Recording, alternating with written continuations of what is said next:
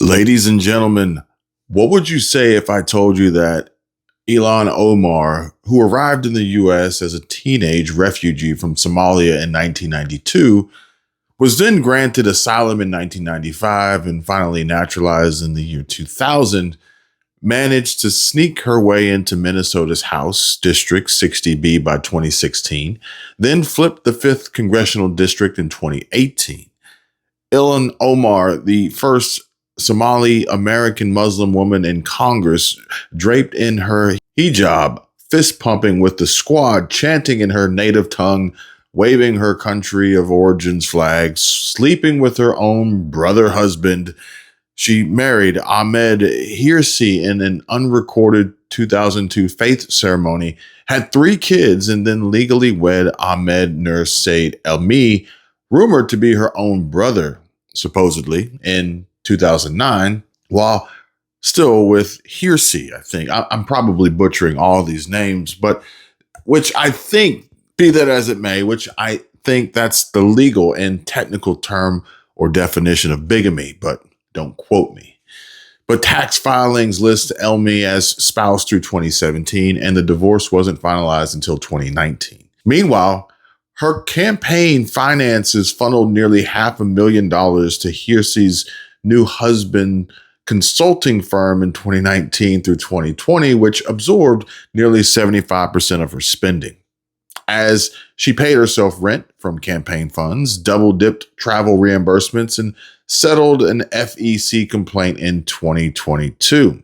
Then, in Congress, she shrieks the loudest and attempts to be the loudest voice against ICE and trying to drown out AOC, it seems, but more on her later. However, Omar out here co-sponsoring bills to gut deportations while her district's Somali nonprofits siphon over $1 billion in fraud, allegedly. But folks, I have proof and receipts to share with and show to you. Elon, she boycotted Israel, called AIPAC dark money, and labeled U.S. support for allies evil.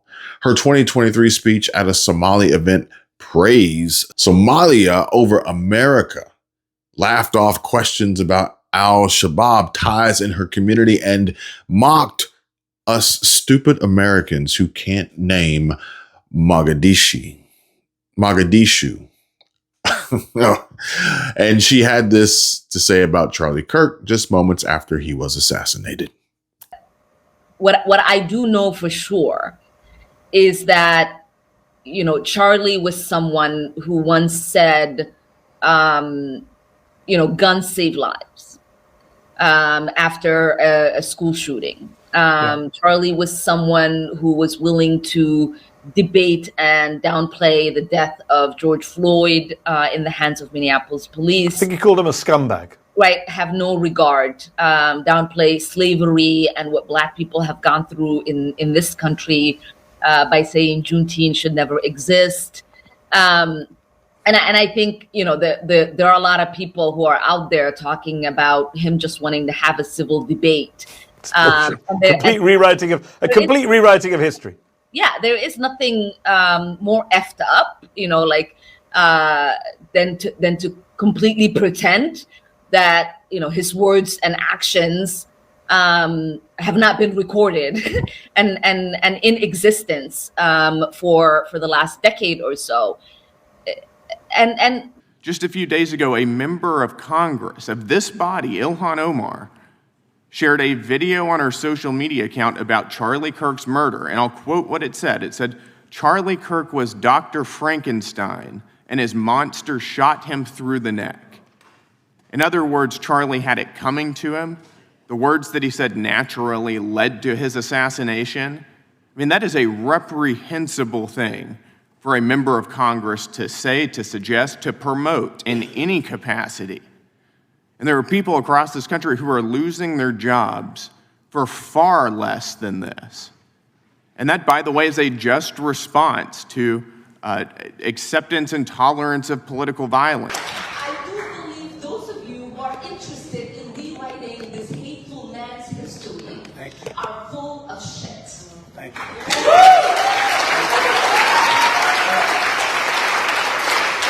She votes no on border walls, yes on sanctuary cities, and screams betrayal when American premiums rise, while her brother husband allegedly rode immigration fraud to citizenship and her nonprofits feast on ghost child welfare. Oh, and man, the potty mouth on this one.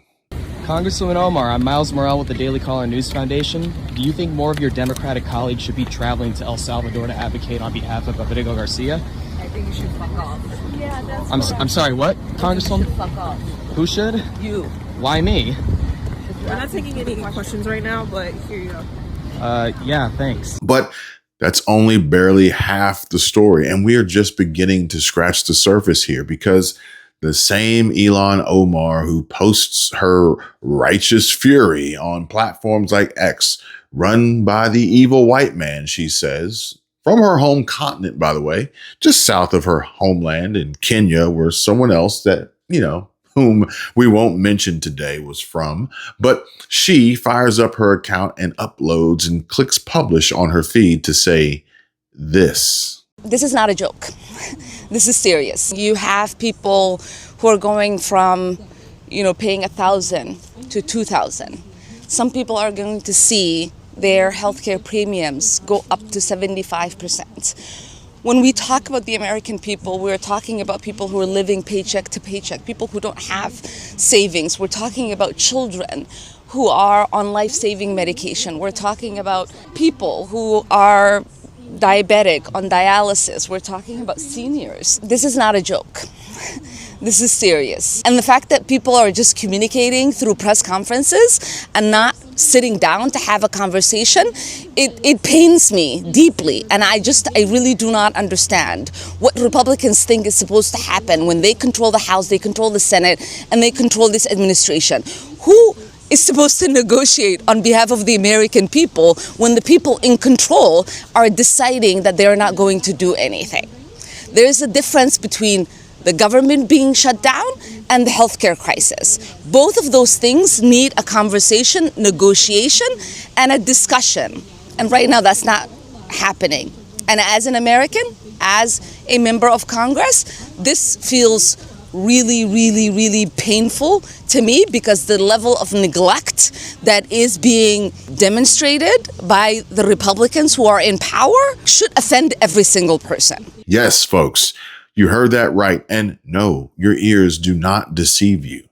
But the only joke here is you, Omar. I mean, I don't know how she even has the nerve and comes out and blatantly says that she hates white people. But Elon is now saying the Senate deal is a betrayal of working people, indefensible to let 20 million Americans see premiums double and millions lose coverage, while her own district drowns in the fraud she helped build. Now, breaking. And folks, I can't wait to share this and break it all down for you and talk about it with you all. But the USCIS director, Joseph B. Edlow, just gutted Omar's lies and has exposed Operation Twin Shield, which sampled 1,000 Somali cases in the Twin Cities and confirmed 275 frauds, 44 to 50% sham marriages, fake Kenyan death certificates, elder abuse of U.S. spouses, ghost kids on welfare rolls, visa overstays enabled by Biden's 100+ thousand unvetted East African parole surge, and more, and all under the nose of Governor Tim Walz. But if you scale that to Minnesota's 80,000 Somalis, and the math just maths. And so you're easily staring at thousands of scams statewide. Scams the governor, sponsored by tampons, says there's nothing he can do to stop it. But make no mistakes about it. That's not resettlement. That's organized theft. Over $1 billion siphoned since 2016, with $250 million in feeding our future ghost meals, $280 million in housing fraud wired to buy Lambos and send money back to Mogadishu, the capital of Somalia, where millions in fraud proceeds were wired back to family, shell companies, and real estate investment firms back in Mogadishu. Bank transfers draining U.S. welfare and grant money out of Minnesota and into Somalia. Luxury Lamborghini cars purchased with stolen taxpayer funds from fraud schemes like Feeding Our Future and housing stabilization scams, allegedly, of course. Now, claims with tons of evidence to build the case and how fraudsters, including nonprofit leaders tied to Representative Ilhan Omar's district, used the money to buy high-end vehicles, flaunting wealth while claiming poverty. This was part of a broader pattern. Fake nonprofits, ghost children on welfare rolls, sham marriages for green cards, all funneling American dollars overseas. It's the visual of corruption. American aid meant for hungry kids or struggling families, then used to buy Lamborghinis in Minneapolis and then pushed over for profits wired to Mogadishu while schools collapse and taxes skyrocket. A perfect symbol of betrayal, theft, and the hollowing out of the American heartland right here in this country, our country, the good old US of A. 1,000+ phantom daycare kids, autism centers, bloated on Medicaid, real estate flips on grant-bought homes, and get this, folks, 90% of Somali households stay welfare dependent, draining $500 million a year while Minnesotans' debt hits $18 billion and property taxes spike 20%. Schools collapse under 15% non-English speakers. ESL costs up 300%. Test scores in the toilet. White flight reaches 25% for Minneapolis after little Mogadishu riots, and St. Cloud stabbings up 40% and Al-Shabaab ties ignored. This is demographic sabotage, not compassion. And Governor Walz just shrugs to NPR, looking as dumb as ever, and says, "We don't have the authority to stop the fraud." I'm going to ask him to think about things like increased penalties for these types of crimes. And I think some of them border very closely on organized crime, where we got the federal government involved, these RICO crimes and things. So yes, the answer is yes. Until we stop this, and I think every business would tell you this, we can do more. These folks try and stay one step ahead of us. We in government need to be given the authority. In some cases, we're pretty certain these people are doing it, but we don't have the authority to stop it. You know, look, in America, you're innocent until proven guilty. In these types of situations, maybe we need a pause. That you're not guilty, but we're pretty darn sure this isn't right. Let's put a pause on it. And if we're wrong, we'll make up the difference at the time. But the way the system works is now is we're expected to do it and then prosecute you and collect back on the back end. What a freaking buffoon. If not you, Governor, then who? Who does have the authority to stop the fraud? But yes, some state AGs are already suing to claw back billions diverted to illegals, while dirty Dems like Representative Ro Khanna waste time and money in Congress to whine about $40 billion to Argentina instead of $9 billion to feed American families. Mr. Speaker, our country is at a moral crossroads. Just today, it comes out that billionaires are worth $8 trillion. More than 50% of Americans combined. And what does the president do? He decides he doesn't have the money for the American people. He's going to starve the American people to give $40 billion to the corrupt libertarian leader in Argentina. $9 billion would have fed the American people. How is that America first? And then he says, I don't care about the cab driver who's paying $2,600 now per month in health insurance, as opposed to $44, because I don't want to save the 20 million Americans who are going to face high premium increases. How is that America first? We need national health insurance in this country. We need to tax billionaires in this country. We need to fund SNAP in this country, and we need to stop funding Argentina and corrupt foreign leaders. But let me ask you all this question.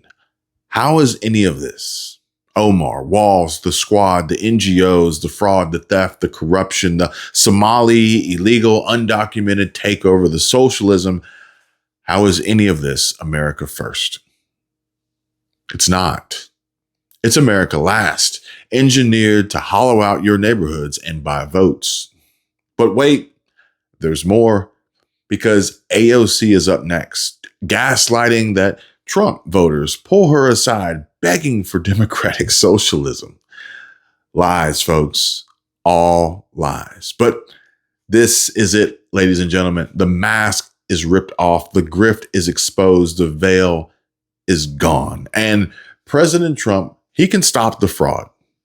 Picture her in handcuffs. Ilhan Omar, dragged from Congress, finally removed after being found criminally guilty of immigration fraud. Deported with her brother husband back to Somalia. And then every enabler, NGO execs, the bureaucrats like Walls and Ro Khanna, demon rat politicians prosecuted. Thousands get deported. Billions of dollars returned back. Programs and organizations, groups like LSS defunded. Illegal immigration and money laundering pipelines shut down completely and for good. And who knows? Even Tim Walz gone and Minnesota reclaimed. So moving past tomorrow's election, let's think about 1 year from tonight. That's the night when you, Minnesota, will elect your next governor. So far, major Republicans have joined the race. We've talked about all of them, looking to unseat Governor Walz. And this weekend, the biggest hitter yet, House Speaker Lisa Demuth officially has launched her campaign today. Republican candidate for governor Lisa Demuth made a stop in Mankato with her new running mate this afternoon. It was yesterday that Demuth announced Ryan Wilson as her pick for lieutenant governor, which is the first running mate announcement for any of the Republican candidates for governor. Demuth says their combined mission is to support Minnesota's economy and small businesses, which Wilson has a strong connection to.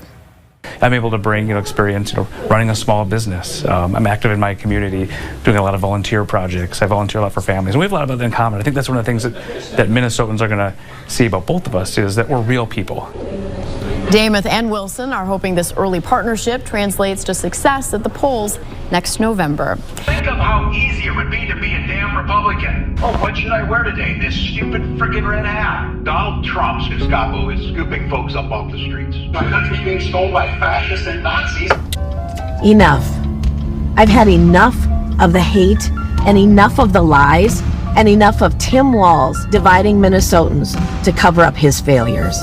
Let's be real.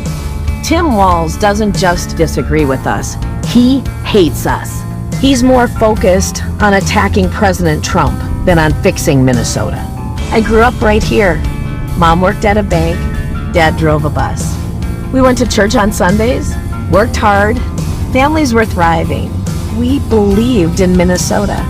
Now, too many homes boarded up, too many families living in fear of crime and rising costs. Drugs flooding our streets, taxes through the roof, and a governor more worried about pleasing the far left than doing what's actually right. He blew the surplus, raised taxes, let fraud run wild. He attacked ICE and gave free health care to illegal immigrants. That's not leadership, that's betrayal. But Minnesotans don't give up. We fight for what's right.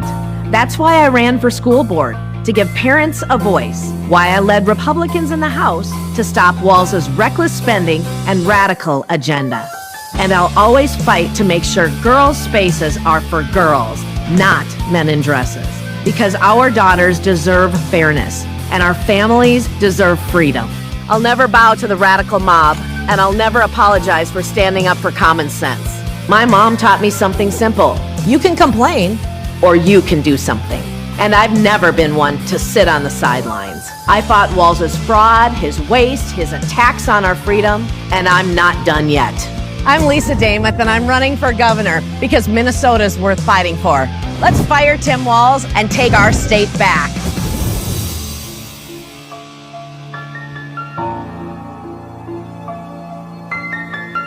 But, ladies and gentlemen, what would you say if I told you all that this is happening right now? Because it is. This isn't hyperbole. This is the truth. Representative Ilhan Omar says they'll bend the rules to enrich themselves, but won't lift a finger to protect your access to affordable health care.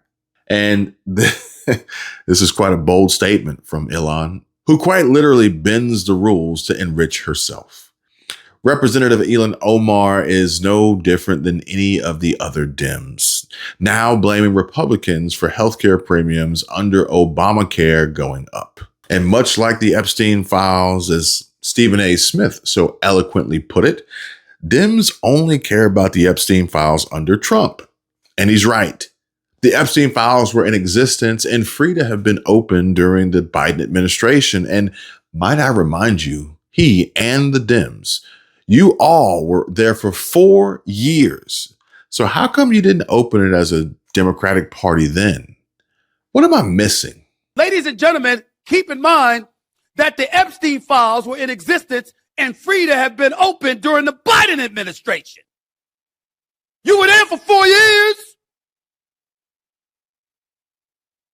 How come you didn't open it as a Democratic Party then? What am I missing? I'm not saying I know. It's a legitimate question.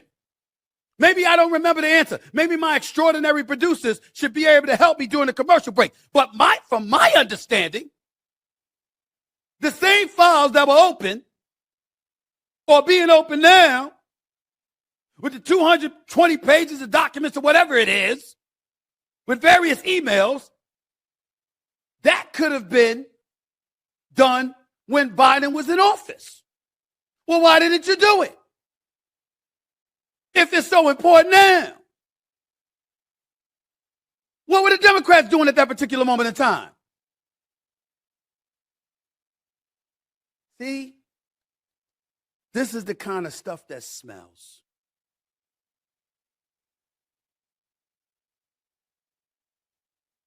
Because my attitude is just deducing how much they despise Trump is if there was some real bona fide dirt on him, since you went after him with the 34 felony convictions, which essentially was deduced to him paying hush money to Stormy Daniels, a porn star, so she wouldn't reveal their happenings with one another leading up to the election in 2016. Okay? If you had something like that you were willing to parade him through the streets with, of course, if you had something on him about Epstein, you'd have let it go earlier to make sure he didn't become the 47th president. That's just my thinking from a logical perspective. But what do I know? And why didn't you do it if it's so important now? I mean, you see, this is the kind of stuff that smells, folks. And even this one here. Hey, everybody. Tim Burchett in Washington, D.C. today, of course, trying to open up the government. But I tried to make them release the Epstein files, and I was blocked by the Democrats. This is all gamesmanship, folks. It's not about releasing the files. If they had something on Trump, they would have released it. Biden had it for 4 years, and they hate Trump more than anything in the world. And so now they blocked it, and so they can piecemeal the truth and the half-truths, both sides, of what really went down with Epstein. And it's kind of disgusting, really. But, well, I tried. That's all I can tell you. Hey everybody, Tim Burchett just left the House floor, and I tried to do a UC unanimous consent of tried to get the Epstein files, get it straight to the floor, just to cut out all this nonsense, and and the Democrats blocked it, oddly enough. Now here they've had it for 4 years, and they obviously if there's something there about Trump, they would have released it, and now they're all, let's get it out. Well, I just made a motion to bring it straight to the dadgum floor, and they blocked it. So this is politics. It has nothing to do with what's doing what's right. I mean, it's Washington, D.C. to a T. And again, they ought to be ashamed of themselves, but they're probably not. Thank y'all for sending me here. Democrats created Obamacare. Democrats created the subsidies. Democrats created the shutdown. Democrats are great at creating problems and then trying to flick them like boogers onto someone else with no real plans or intentions to solve them. Obamacare is no different. And granted, Stephen A. doesn't hold office, but we all know he's a Democrat and votes blue no matter who. But he falls into a different category of common sense and has the brass to speak up about it and call out his own party. Another who's deserving of notable mention is Senator John Fetterman, representing the great state of Pennsylvania, and Fetterman took a nasty fall today and was rushed to the hospital. Now, I hope he's okay and recovers, but I would be remiss if I didn't say that I felt some kind of way and a little uneasy after hearing the news, especially considering some of the most recent statements that he has made. For instance, this one here, and a mention of calls for his death after Fetterman sounds off on far-left venom. Write about that in your book. You said, quote, "I've drunk deeply of the venom of both the left and the right. As a connoisseur, I can confirm that the most poisonous, the bitterest, is from the far left." That is pretty remarkable to hear you say that as an elected Democrat. Why? No. It's just been my personal experience on this thing. And when I asked my digital team, I said, we're on all the platforms. Really, what's kind of the harshest? What's kind of the most personal? And the answer was immediate. He said, "Oh, blue sky. It's blue sky." And the difference is, the right would say really rough things and names. Some names I won't repeat on TV, but the on the left, it was like they want me to die, or that we're cheering for your next stroke, or that's terrible that depression won. Why couldn't it depression won? And I hope your kids find you. They even have like the graphic, a GIF where they have like a stroke, in your head, cheering at that. Yeah, and they said that. I remember one. They claimed, "Oh, the doctor let us down," and why did they have to save his life? Just really, like, I just can't imagine. People are wishing, I wish he dies, or I want him to die. Literally cheering for a stroke. And I don't know what the kind of a place where that comes from. That's much different than just calling me a name. That's really been consistent, in that community online. This is truly despicable, but it is the truth. And the Democrat senator just dropped this nuke, bombing his own party. And let's be honest, it takes a lot of courage to do what he's doing. Got to give him props, because we all know how his 2028 Senate race will be hotly contested. A typical modern day Democrat will challenge him, and it will then be up to Democrat voters in Pennsylvania whether or not to keep him. Then he'd have to either run as an independent or try to win a GOP primary, neither of which are likely he'd win, but anything's possible. And we already know, based on Tim Walz and the litany of names listed, like Vance Luther Bolter, Melissa Hortman, Mark Hortman, both killed by the suspect, John A. Hoffman and Yvette Hoffman, who were injured, I think their dog too, during Governor Tim Walz's targeted conspiracy, which included other names in the manifesto, such as Senator Amy Klobuchar, Senator Tina Smith, Representative Ilhan Omar, and Attorney General Keith Ellison. However, John Fetterman is not holding back and is sending shockwaves across the entire internet after declaring this, and having said how he's drunk deeply of the venom, both the left and the right. The most poisonous, the bitterest, is the far left. His digital team told him blue sky is demented and way worse than the right when it comes to socials. And he even said the quiet part out loud, folks. And I quote, "They want me to die," or "We're cheering for your next stroke," or "Why couldn't your depression have won?" They even have the graphic GIF, a stroke in my head, cheering at that. And they said, "Doctor let us down. Why did they have to save his life?" I wanted him to die. Literally cheering for a stroke. I don't know where that comes from, he says, but I do. And like DMX said, you can always trust a snake to be a snake. Always trust everyone to be themselves, but trust in the fact that you can see them well. So it's like, trust. It takes too much energy to not trust someone. It takes too much energy. You only got to stay 2 steps ahead of them or whatever. Right. But trust them to be them. Right. To be themselves. Trust a snake to bite you. Right. Trust a lion to lie from you. Trust a thief to steal from you. Trust them to be them. Too. But know them when you see them. Roberta trusts Chapter and said calling saved me $1,600. Mark Gibson from Chicago called too. Chapter saved me over $475. Thank you. Sandra Ishmael said her niece is on dialysis and was having trouble with her insurance. And so because of my podcast, she told her about Chapter, and now she has a plan that she can afford. Thank you. Calling the number on your screen, folks, is fast, simple, easy, and it's free. Sharon Tyler just wanted to tell me, Kevin, I did call Chapter. I saved $40 a month on my Part B, and Chapter recommended that I change my prescription coverage that saved me $78 monthly.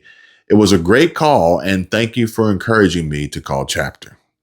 And so that's a total savings, folks, of over $100 a month. And everyone who's already made the call gets excellent care from these amazing people who just care about you.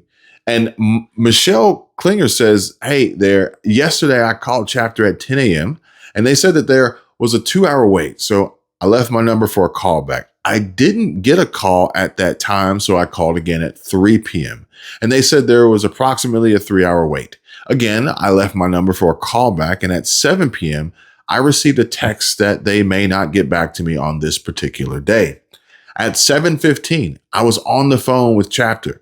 My representative was awesome and got me a great new provider. I thought I had a great deal last year, and thanks for continuing to urge us to make the call. I'm blessed. You be blessed as well. And these are just raw, real, honest reviews. Some people call and find more savings than others. And yes, the phone lines are getting extremely busy right now. AEP ends soon, and lots of my subscribers are trying to lock in before January 2026. You can too. Call Chapter at 270-467-2426 or click the link in the description and tell them Kevin sent you. I want to say this right now. I fully welcome Trump voters into our coalition. And I know that sounds crazy to some people, but just hear me out. I cannot tell you, it just happened to me like 2 weeks ago.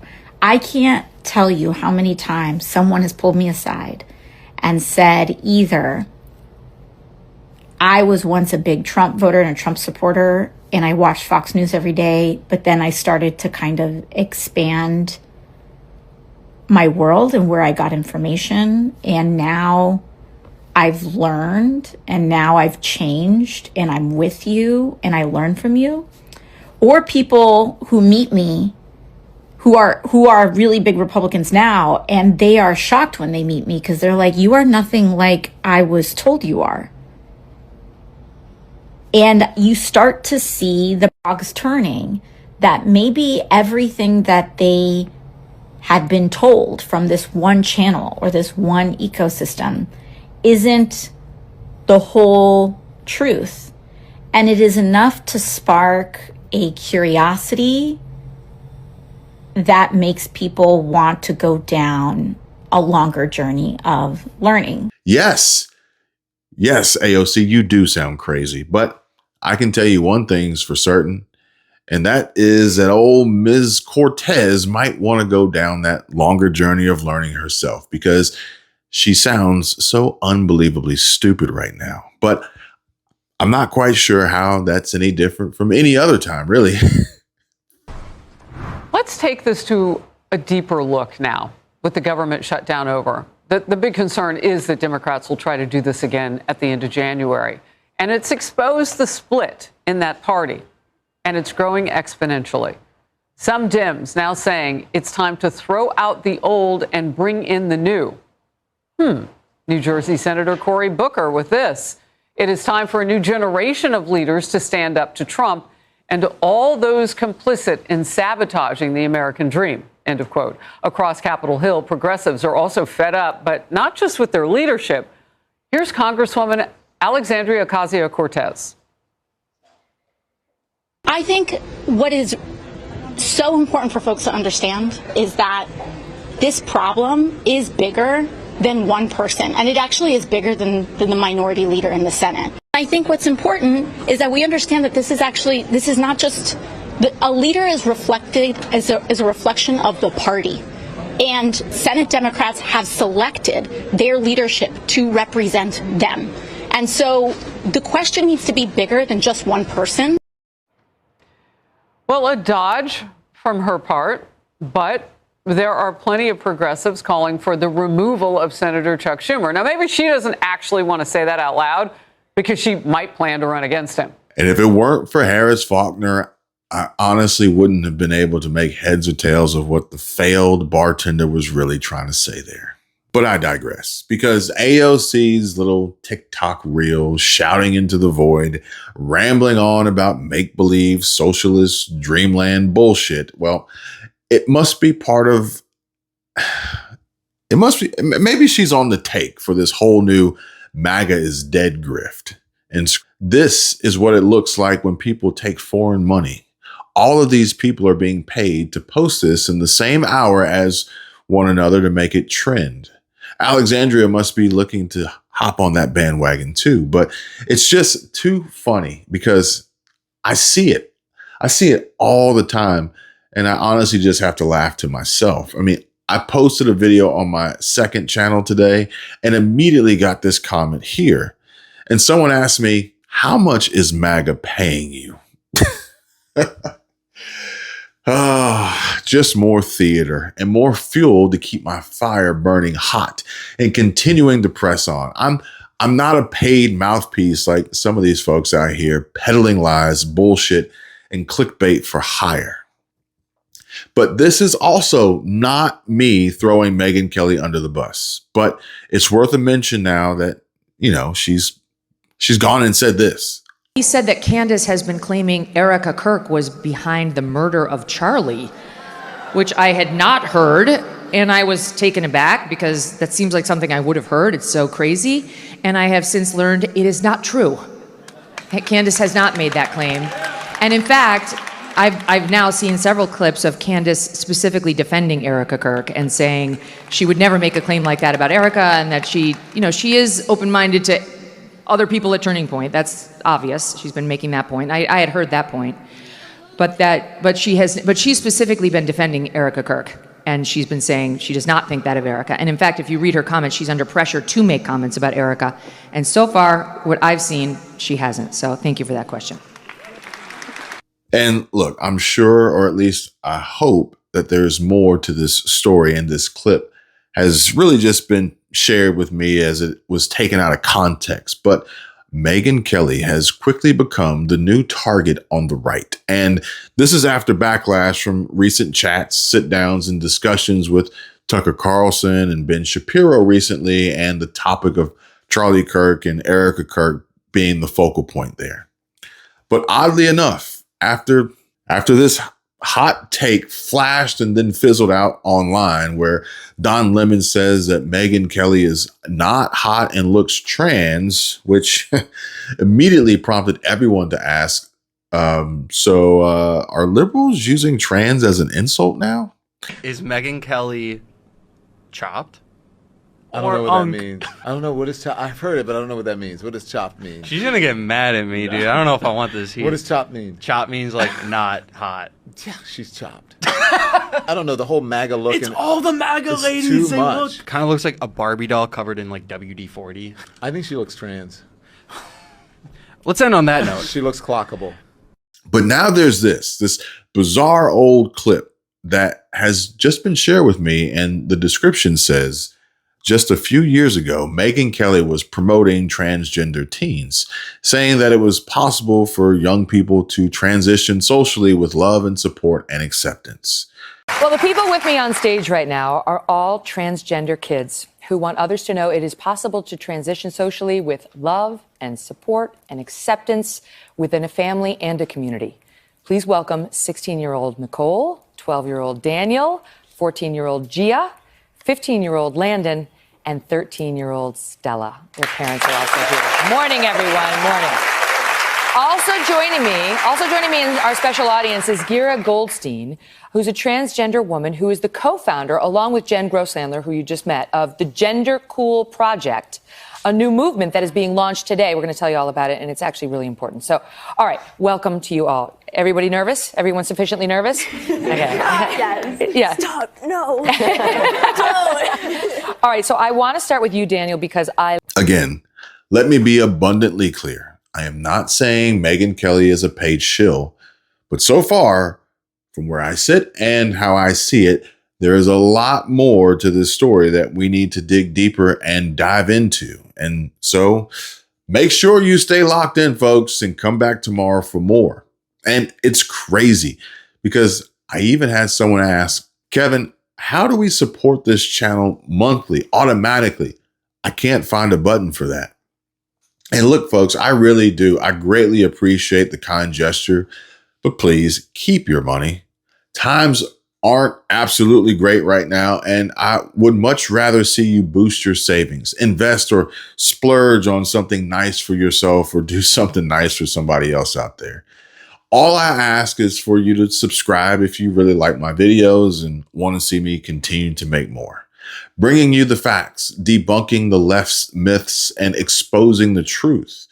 I thoroughly enjoy what I do and am so grateful I get the opportunity to share my thoughts and the facts and the findings with you all each and every day.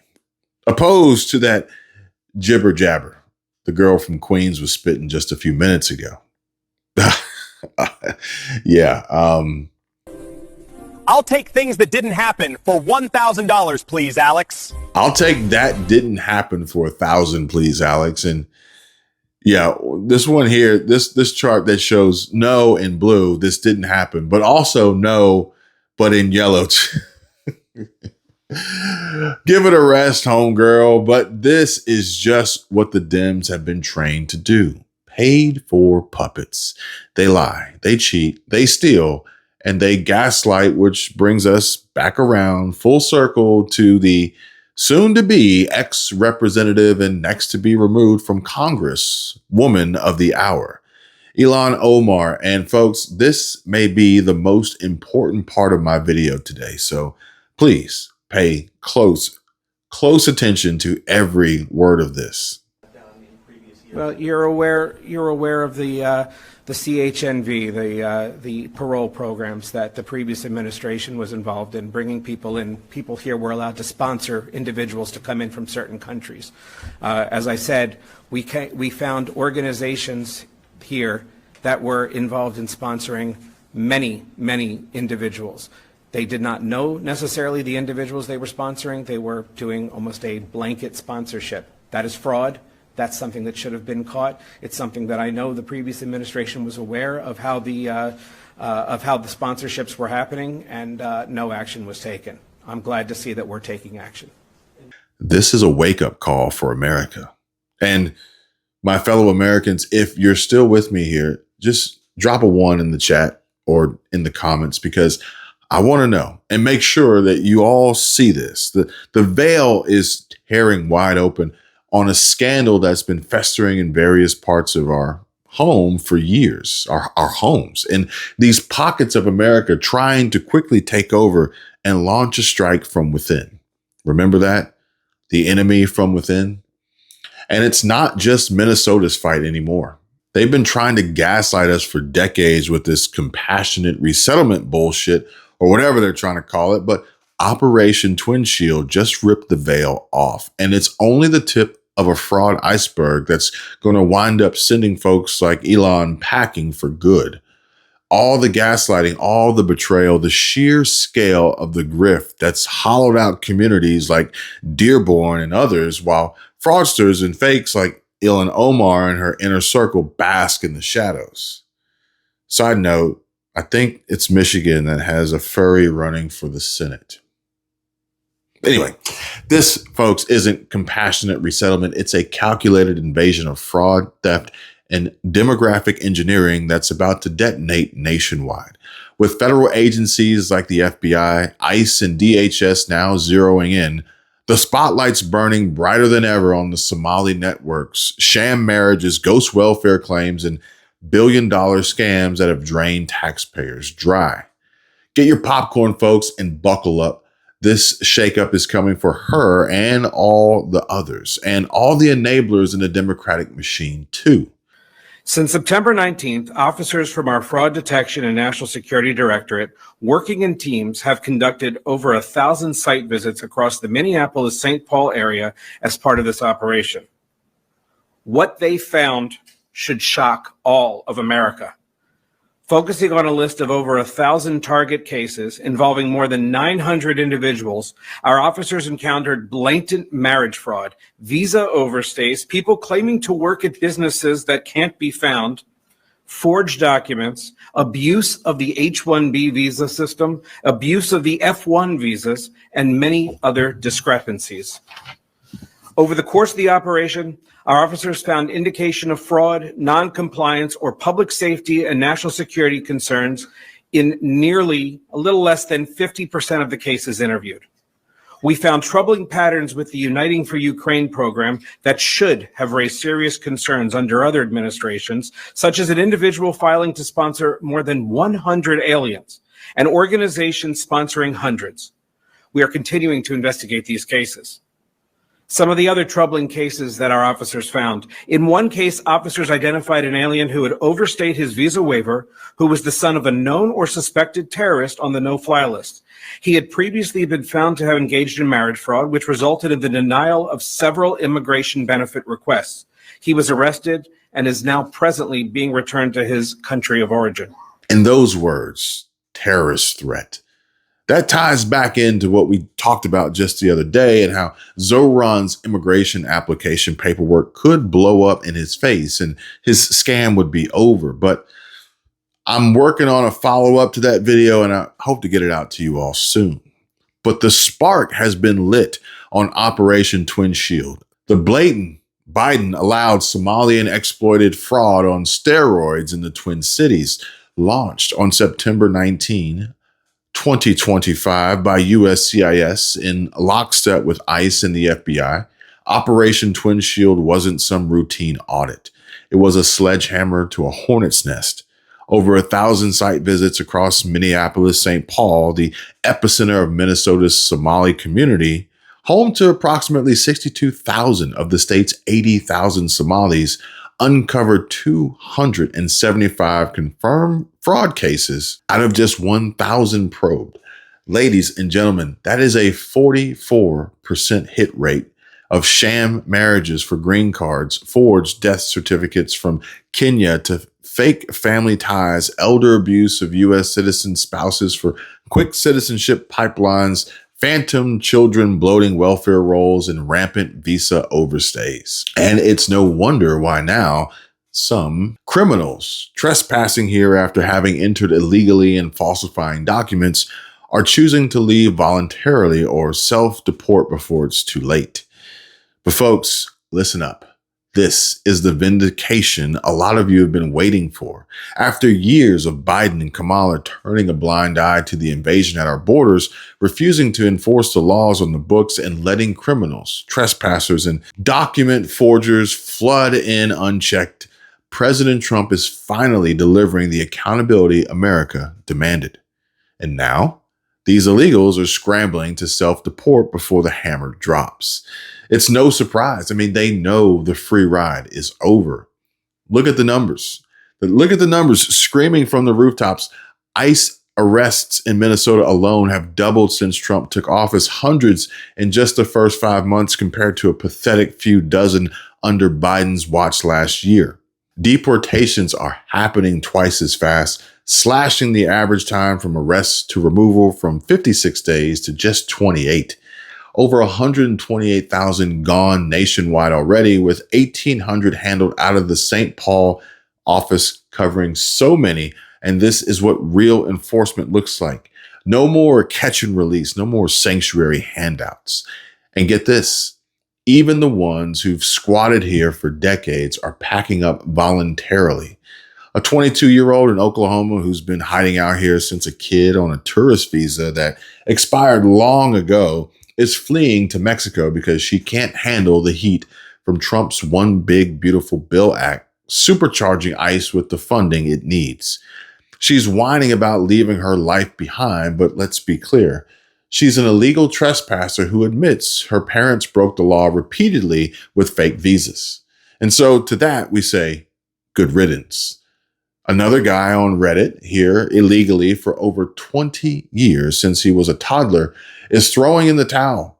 And he's got no driver's license, no real job, no future because he doesn't belong here. But he's got construction cash saved up and Trump's pressure is making him realize the party's over. Thousands are jumping onto the CBP Home app for a free plane ticket and $1,000 to get out, and tens of thousands have already left per DHS. Social media groups for these fleers are exploding with 10,000 join requests this year alone, triple the past, causing real-world results and changes to the illegal immigrant population, which is plummeting from 53.3 million in January to 51.9 million by June, and even further now. Trump's carrots and sticks, high-profile raids at workplaces, homes, even citizenship interviews, plus alligator Alcatraz detention for lawbreakers are creating the fear they deserve. Voluntary departures in court have skyrocketed from 2,500 last year to nearly 10,000 already this year. Mostly Mexicans heading home where they belong, and they admit it. These aren't dreamers. They're criminals and opportunists who game the system while Biden, Kamala look the other way. Over half the arrests involve convictions or pending charges. All smugglers, money launderers, serial drunk drivers with 3 or 4 DWIs are chugging 8 to 10 beers, robbing folks, child molesters, domestic abusers, you fucking name it. The worst of the worst. And this one guy's been here since the 1970s with hit and runs, and another's a 30-year squatter pulled over for speeding.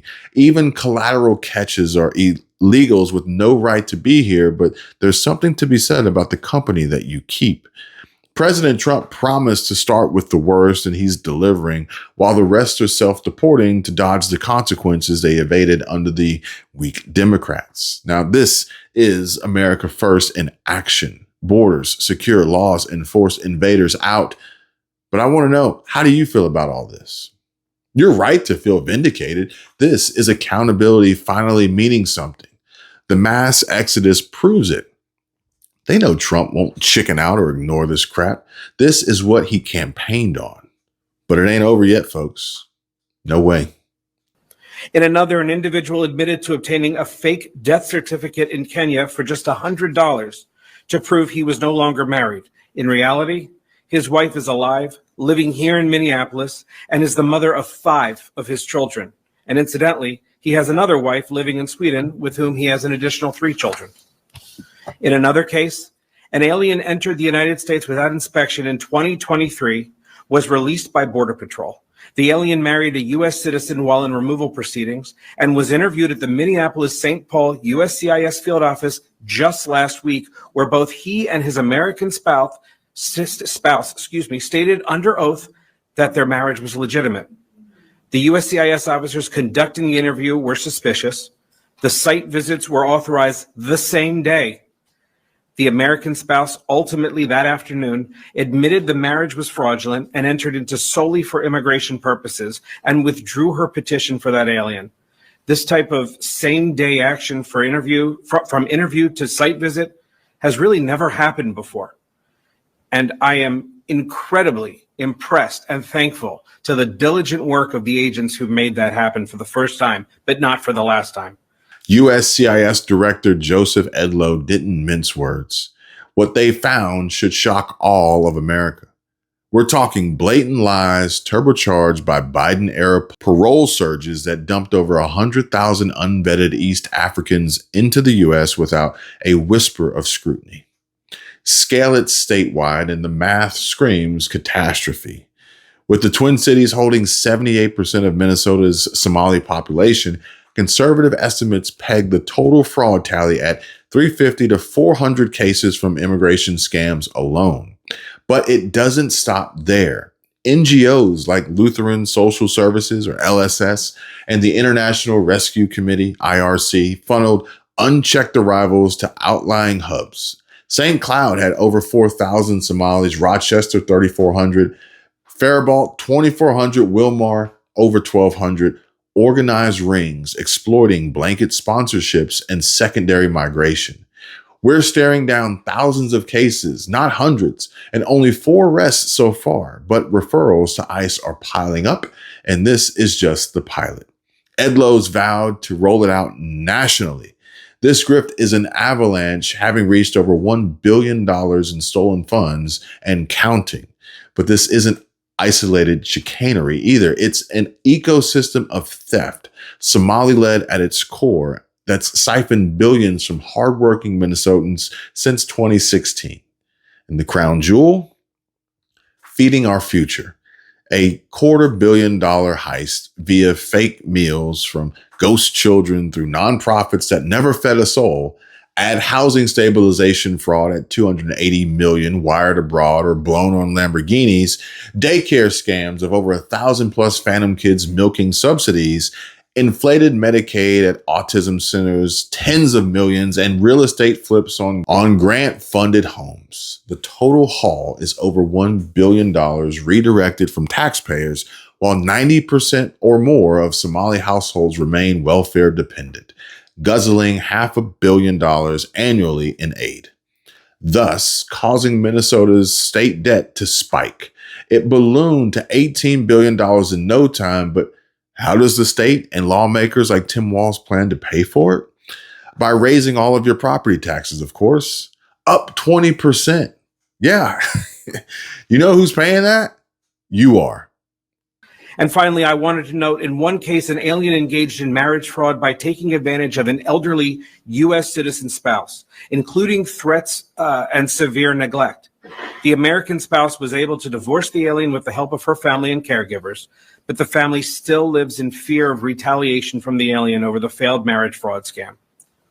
These are not victimless crimes. Every case of fraud we uncover damages our national security, undermines the integrity of our immigration system, and as I just gave you an example, has real consequences. I want the American people to know that we are declaring war on immigration fraud. We will continue to pursue those who seek to abuse our immigration system using every tool at our disposal. This operation, Twin Shield, is just the first phase of what we are looking at. The critical information gathered, the fraud patterns uncovered will help us to combat fraud at the next level. We now begin the process of analyzing, cross-checking, reviewing cases using these results. These investigations will help us determine the next steps in many cases. We will be looking at grants of immigration benefits already given. We will be looking at other patterns, and we will be re-examining benefits to determine whether rescission, revocation is appropriate in any of these cases. Additionally, I would say right now that if you seek to commit immigration fraud in this country, you will find yourself meeting with our officers at USCIS. You will meet officers within our federal partners at ICE, CBP, FBI, DEA, whoever is working with us. And you will find yourself not only without benefits, but you will find yourself prosecuted. We will continue to tirelessly work with the U.S. Attorney's Office here in Minnesota, as well as in every other jurisdiction, to make sure that these cases are treated as they should be, and that aliens, attorneys, preparers, others who engage in immigration fraud are properly prosecuted. Do you hear that, Elon? Rescission, revocation, meeting with officers at ICE, FBI, and DEA and other agencies. They're coming for you, and you'll pay for all of the human wreckage and schools gutted and neighborhoods you've torched and the votes you all engineered. The numbers are damning, but the fallout is real, soul-crushing. Overcrowded schools now cram 15+% non-English speakers statewide. The ESL costs exploded over 300% since 2010. Test scores in free fall. Little Mogadishu in Minneapolis sparked riots in 2020. St. Cloud gang stabbings up 40% and whispers of al-Shabaab ties swept under the rug. Generations old families feared for their lives. While white flight post 2020 hit 25%. Families fleeing ghost towns, veterans and local workers buried in debt, while equity programs funnel bucks to outsiders like Ilan and her relatives. And the twisted agendas of gender clinics transitioning migrant minors for federal cash and normalize family separations, or all the while engineering a voting bloc for Tim Walz and Ilhan Omar.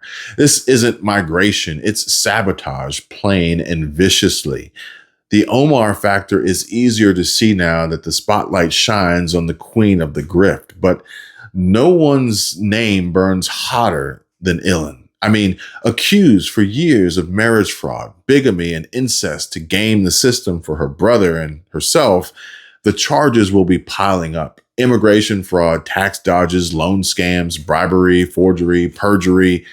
Trump himself called for her deportation in September, and with twin shields floodgates open, the three-letter agencies aren't sleeping on her either, and her network of Somali elites who weaponized refugee status into a fraud empire.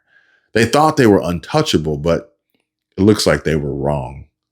And this is only the tip of the iceberg as we tie this to Texas and begin to push over the pieces of the national domino effect.